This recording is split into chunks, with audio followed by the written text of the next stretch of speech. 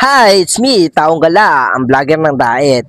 Tulad ni Kuya Renan, gusto ko ring yumaman, pero di ko rin alam kung paano. Kaya subukan natin mag-vlog, tara, samahan nyo ako. May mabaho din ba kayong hinahanap na din yung mahanap sa loob ng inyong tindahan?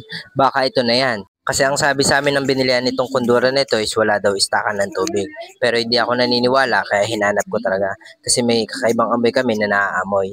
Bali dito nga pala sa likod, itinanggal ko yung tornilyo kasi may napansin ako na meron siya diyang parang naka-imbak na tubig. Bali pagkatapos ko tanggalin yung tornilyo is in-slide ko lang pa konti yung nakaharang sa likod niya.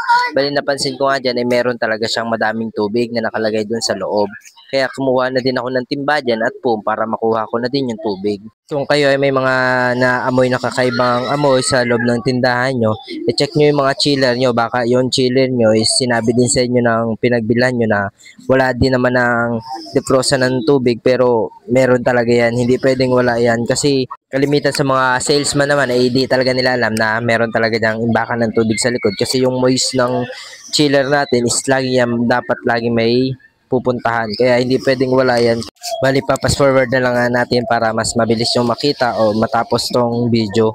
Bali, dito nga sa time nito is natapos na ako. Makikita nyo naman, sobrang dami ng tubig at iba din yung kulay niya kaya siguro mabaho siya.